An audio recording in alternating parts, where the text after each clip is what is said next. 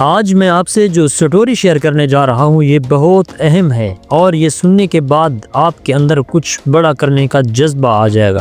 آپ کو اس سٹوری سے بہت موٹیویشن ملنے والی ہے، تو آپ نے سٹوری کو آخر تک ضرور دیکھنا ہے، اور یہ آخر تک سننے کے بعد دیکھنے کے بعد میں آپ سے وعدہ کرتا ہوں کہ آپ کے اندر موٹیویشن کی ایک لہر دوڑ آئے گی اور آپ کے اندر کامیابی کا جذبہ جاگ اٹھے گا۔ سٹوری ہے ایک لڑکی کی جو ایک چھوٹے گاؤں میں رہتی تھی، مگر ہمیشہ کچھ بڑا کرنے کا خواب دیکھتی تھی، لیکن اس کے پاس نہ وسائل تھے نہ کوئی سپورٹ۔ اس نے صرف ایک چیز پر یقین کیا تھا کہ محنت کبھی ضائع نہیں جاتی۔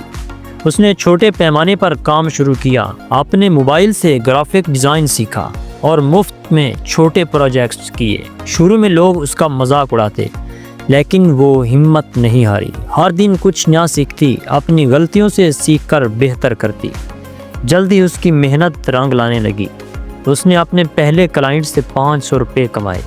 یہ رقم چھوٹی تھی، لیکن اس کے لیے بہت بڑی کامیابی تھی۔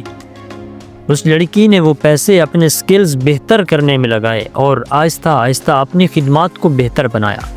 وقت کے ساتھ ساتھ اس کی محنت اور مستقل مزاجی نے اسے وہاں پہنچا دیا جہاں لوگ اسے ایک کامیاب کاروباری شخصیت کے طور پر جاننے لگے۔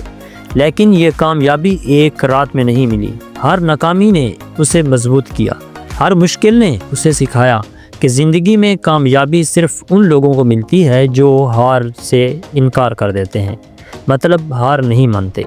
یہ کہانی کسی اور کی نہیں، یہ کہانی آپ کی اور میری بھی ہو سکتی ہے۔ فرق صرف یہ ہے کہ فیصلہ آپ نے کرنا ہے۔ کیا آپ وہ پہلا قدم اٹھانے کے لیے تیار ہیں؟ کیا آپ اپنی غلطیوں سے سیکھ کر آگے بڑھنا چاہتے ہیں؟ کیا آپ اپنے خوابوں کو حقیقت میں بدلنے کے لیے محنت کریں گے؟